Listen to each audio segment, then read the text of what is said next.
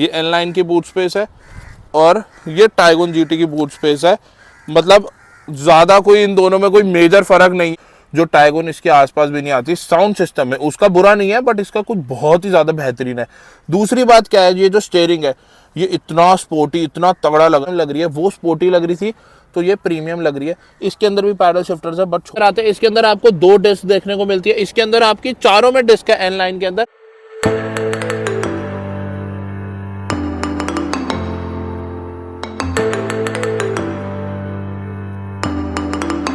Hi guys, my name is Nikhil Arora and welcome back to my another YouTube video. तो आज हमारे पास है i20 N-Line और एक है टाइगन GT। टाइगन GT को 1 लीटर समझ के कंपैरिजन करेंगे भाई, क्योंकि हमारे पास 1 लीटर अवेलेबल नहीं थी।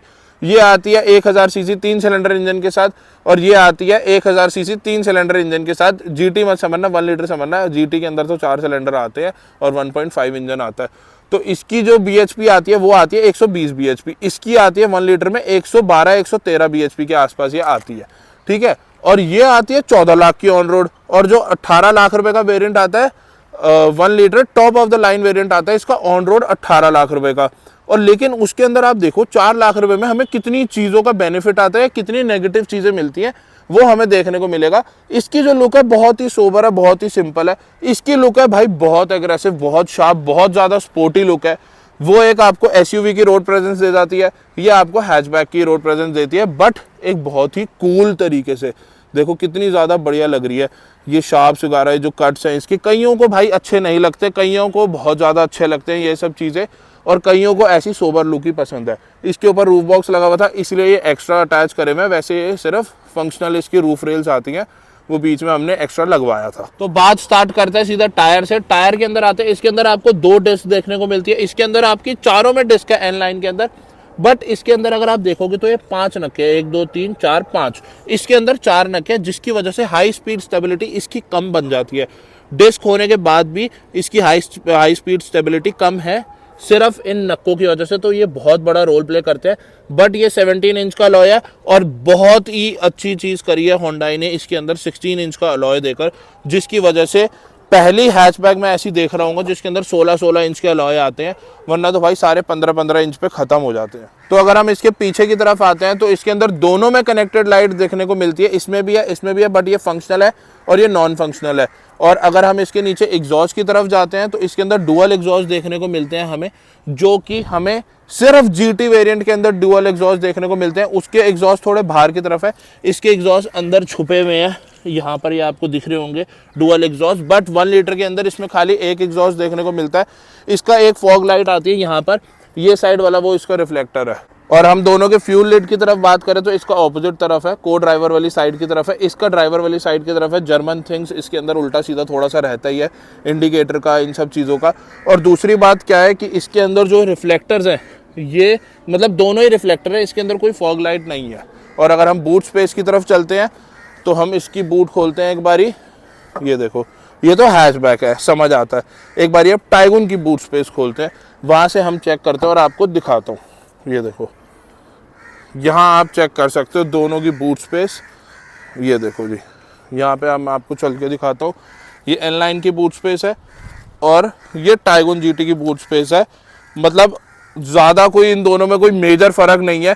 ये भी हैचबैक जितनी बूट स्पेस ही आपको देखने को मिलती है। अब ये देखो कन्वीनियंस की बात, इन्होंने एक यहाँ पर एक कहते हैं कि एक नॉब दे दिया, कुछ ऐसा दे दिया पकड़ के, जिससे आप ऐसे बंद कर सकते हो।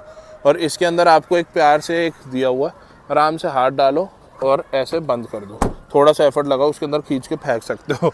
अब ये आपको दिख रहा होगा, ये ख़राब नहीं है, ये एक्चुअल में एक सेफ्टी फीचर है। जब आपकी गाड़ी बंद हो और अगर आपने इंडिकेटर दे दिया राइट की तरफ का तो आपकी ऐसे लाइट जल जाती है, अगर लेफ्ट की तरफ दोगे तो वो वाली साइड की लाइट जल जाती है।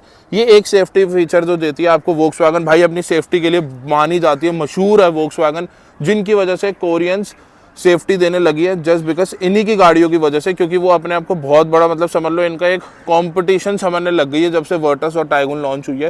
बेसिकली ये फीचर ना आपका तब काम आता है जब आपने हाईवे पे साइड पे गाड़ी लगाई हुई है, तब आप इसको ऑन करके चले जाओ तो लोगों को लगता है कि हाँ भैया गाड़ी खड़ी हुई है, कोई दिक्कत नहीं होती। देखो अगर आप 4 लाख एक्स्ट्रा खर्चोगे तो आपको एक फंक्शनल रूफ रेल्स भी देखने को मिलेंगे, इसके अंदर आपको देखने को नहीं मिलेंगे। बट एक चीज़ बहुत अच्छी है, बीइंग अ हैचबैक इसके अंदर सनरूफ है और इसके अंदर भी सनरूफ है।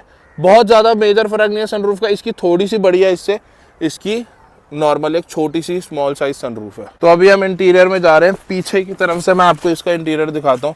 ये इसका कुछ ऐसा इंटीरियर देखने को मिलता है, टोटली स्पोर्टी इंटीरियर है इसका। आप देख सकते हो हर जगह जगह जगह रेड इंसर्ट दिए हुए हैं इसके एसी वेंट्स में, गियर नॉब में, स्टीयरिंग में। पैडल शिफ्टर्स इतने बड़े हैं। नीचे अगर आप इसके रेस पैडल देखोगे तो वो कितने बढ़िया लग रहे हैं।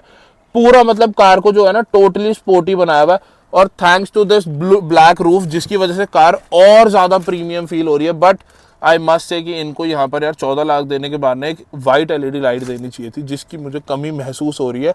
और पहले क्या होता था ना, जो इसका मतलब पुराना वेरिएंट था, तो फेसलिफ्ट वेरिएंट है 2023, इसकी पन्नियां भी नहीं उतरी, उसके अंदर थर्ड वो भी हेडरेस्ट आता था, एडजस्टेबल हेडरेस्ट। अब इन्होंने कॉस्ट कटिंग करके वो हटा दिया, पता नहीं क्यों भाई। ये तो एक अच्छी चीज होती है, एक लग्जरी की तरफ ज्यादा झुकाव दे जाती है ये चीजें। तो होए अब भाई जब हम आए हैं ना ड्राइवर साइड पे, तो अब इसकी चाल कुछ अलग है। यहाँ से आपको ड्राइव मोड देखने को मिल जाते हैं। ये आप जैसे कि देख सकते हो, यहाँ पे अलग अलग आपको डिफरेंट टाइप के ड्राइव मोड देखने को मिलेंगे। सबसे बड़ी बात है गाइस, इसके अंदर ना बोस का एक ऑडियो सिस्टम आता है जो इस सेगमेंट में सबसे बेहतरीन है, सबसे बेस्ट बना देता है इस गाड़ी को, जो टाइगोन इसके आसपास भी नहीं आती। साउंड सिस्टम है उसका बुरा नहीं है, बट इसका कुछ बहुत ही ज्यादा बेहतरीन है। दूसरी बात क्या है, ये जो स्टीयरिंग है ये इतना स्पोर्टी, इतना तगड़ा लग रहा है ना, thanks to this huge paddle shifters, जिनकी वजह से एक बहुत ही ज्यादा स्पोर्टी लग रहा है। और पूरा जो डैशबोर्ड है ना ड्राइवर की तरफ थोड़ा सा टिल्टेड है, जिसकी वजह से आपको पता चलता है कि ये प्रॉपर ड्राइवर ओरिएंटेड कार है। आपको यहाँ पर भी रेड टच देखने को मिलेगा, रेड स्टिचिंग सीट्स पे हर जगह। एम्बिएंट लाइट भी रेड दी हुई है जो कि चेंज नहीं होती है। वायरलेस चार्जिंग पैड दिया हुआ है, सी टाइप चार्जिंग पोर्ट दिया हुआ है, यूएसबी भी दिया हुआ है, ये बहुत अच्छी चीज है। 12 वॉट का सॉकेट दिया हुआ है इन्होंने। और ये जो इनका एसी वेंट है ना, ये थोड़ा सा अजीब लग रहा है। अगर ये फंक्शनल दे देता ना पूरा, जैसे पसाट 1000 ऑडी के अंदर आता है, वो थोड़ा सा ज्यादा प्रीमियम लगता है। बट ठीक है भाई, 14 लाख रुपए। ये भी स्लाइडिंग है भाई, ये तो बहुत ही अच्छी चीज है, मैंने देखा नहीं था ये। अब इसकी ब्रेक्स देखो आप, कितनी बढ़िया लग रही है। मतलब ये ना वही मैं कह रहा हूँ भाई, बार बार अगेन एंड अगेन ये पूरा स्पोर्टी की तरफ दर्शा रही है। और अब चलते हैं हम टाइगून जीटी की तरफ। जीटी मत समझना भाई, वापसी 1 लीटर ही समझना। जो कमी होगी मैं आपको बता दूंगा। 1 लीटर में ये डिफरेंस है जीटी। ये है टाइगून जीटी की रेयर सीट, जिसके अंदर मैं देख पा रहा हूँ दोनों सी टाइप पोर्ट दिए हुए हैं, एसी वेंट्स। यार ये आर्मरेस्ट की बहुत ज्यादा कमी महसूस होती है, जो कि आपको 4 लाख देने के बाद ये भी फुलफिल करेगी। सनरूफ देखने को मिल जाती है। रेड लाइट की जगह आपको व्हाइट लाइट देखने को मिलेगी 1 लीटर के अंदर। और जो यहाँ पे रेड जल रहा है, यहाँ पर भी आपको ब्लू कलर की एम्बिएंट लाइट मतलब वहां पर देखने को मिलेगी बिहाइंड द स्टीयरिंग आपके, ठीक है। और अगर हम पीछे लेग स्पेस की बात करें तो ऑब्वियसली बेटर देन हैचबैक।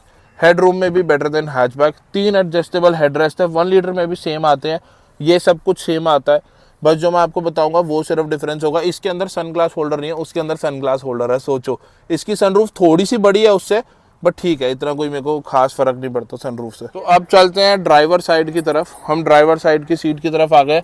इसमें ना एक चीज बहुत अच्छी है, दोनों साइड आपको हाइट एडजस्टेबल देखने को मिलती है। एन लाइन और कह लो कि इसके और सेगमेंट में सिर्फ और सिर्फ आपको ड्राइवर साइड देखने को मिलती है, ठीक है। तो अभी हम आ गए हैं इसकी ड्राइवर सीट पे, जो कि एक बहुत ही बढ़िया लग रही है, बहुत ही प्रीमियम लग रही है। वो स्पोर्टी लग रही थी तो ये प्रीमियम लग रही है। इसके अंदर भी पैडल शिफ्टर्स है, बट छोटे छोटे से, अगेन क्योंकि भाई ये थोड़ी इन्होंने प्रीमियम टच में बनाई हुई है। प्रैक्टिकलिटी की बात करें तो इसके अंदर आपको एक फोन होल्डर देखने को मिलता है, 3 छोटे छोटे कप होल्डर है, एक छोटा 2 बड़े कप होल्डर है। आर्मरेस्ट ज़्यादा बड़ा है उससे, और स्लाइडिंग भी है शायद, हाँ स्लाइडिंग भी है, और काफ़ी ज़्यादा बड़ा है उससे। तो आपकी जो जर्नी है वो बहुत अमेजिंग होने वाली है। टच एसी वेंट्स है, ये मुझे थोड़ा सा कभी कभार गिमिकी भी लगता है, क्योंकि आपकी नज़र हटती है ड्राइवर्स की रोड से। मुझे लगता था कि मैं यूज टू हो जाऊंगा, मेरी वर्टस में भी ये दिक्कत है, मैं अभी तक यूज टू नहीं हुआ। थोड़ा उंगली हटा मतलब लगाने के लिए नज़र हटानी पड़ती है। दूसरा क्या है कि जो इसके एसी वेंट्स है ना, नीचे प्लेस है, तो ये एक अच्छी चीज़ है कि आपकी ना सीधा मुंह पे हवा नहीं आती कि बंद करो ठंड लग रही है, सीधा आपकी बॉडी को ठंडा करती है। तो वो एक अच्छी चीज़ है। अब तो वोक्सवैगन के एसी में भी कमियां खत्म हो गई है जो पहले इनकी देखने को मिलती थी। इसके अंदर और एक बहुत ही अच्छी चीज़ें मिल जाती है। वायरलेस एप्पल कारप्ले इसके अंदर आपको देखने को मिलता है, वायरलेस चार्जिंग पैड देखने को मिलता है इसके अंदर। और अगर आप इसके अंदर देखोगे तो यहाँ से हम इसका व्यू भी चेंज कर सकते हैं। ये देखो, ये देखो, उस कार के अंदर ना आपको व्यू चेंज करने का ऑप्शन मिलेगा, ना कि वायरलेस एप्पल कारप्ले देखने को मिलेगा। ये चीज़ें उसके अंदर कमी है। इनफैक्ट यार कोरियंस तो फीचर्स के लिए फेमस है, इस चीज़ के अंदर तो कोरियंस को कोई कमी कसर छोड़नी नहीं चाहिए थी। हैचबैक के अलावा उन्होंने बहुत अच्छा वो वैसे दोनों के अंदर आपको लेदर सीट देखने को मिल जाती है, बट इसके अंदर वेंटिलेटेड सीट्स है, उसके अंदर वेंटिलेटेड सीट्स भी नहीं आती है। अगेन वेंटिलेटेड है, कोल्ड या हीटेड नहीं है, वेंटिलेटेड एक नॉर्मल हवा फेंकती है, बट ये भी बहुत अच्छी चीज़ है अगर ये लोग दे रहे हैं। तो गाइस दोनों गाड़ी का एक बार आपको थर्ड सुना देते हैं। दरवाजे की मोटाई देखो कितनी ज़्यादा मोटाई है, इसके अंदर जो दरवाजे की मोटाई है वो भी मतलब वोक्सवैगन से तो थोड़ी सी कम है, बट एक बारी वोक्सवैगन का दरवाज़ा बंद करके देखते हैं। भारी है भाई, एक्चुअल में फील हो रहा है ये भारी है। ये देखो, सुना आपने, ये जो थर्ड है ना भाई, आपको कोई और ब्रांड दे ही नहीं सकता। ठीक है, ये नई गाड़ी है, थोड़ा आराम से ही करूँगा मैं, बाकी एक बारी करके देखते हैं। नॉट बैड यार, मतलब होंडाई के जैसे पहले आते थे उससे तो पहले इन्होंने बहुत इंप्रूव कर दिया, बहुत ज़्यादा इंप्रूव कर दिया सीरियसली। बट ऑब्वियसली भाई बिल्ड क्वालिटी के अंदर तो वोक्सवैगन को कोई ब्रांड बीट नहीं कर सकता। स्टिल आज के टाइम में काफ़ी ज़्यादा कह लो कि 5 स्टार रेटिंग वगैरह, वरना वगैरह या फिर और भी ब्रांड्स आ गए हैं, बट स्टिल यार नहीं, जो इनका मोटा लोहा है कह लो कि एक जो चीज़ है ना, वो बीट नहीं कर सकती है वो। ठीक है, तो ये था भाई अपना प्यारा सा कंपैरिजन वीडियो। प्लीज़ कमेंट करके बताना आपको वीडियो कैसी लगी। अगर वीडियो पसंद आएगी तो लाइक करना, चैनल पर नए हो तो सब्सक्राइब करना और बेल आइकन को दबा देना। वीडियो देखने के लिए थैंक यू सो मच। मिलते हैं आप सभी से अगली वीडियो के अंदर। Bye bye.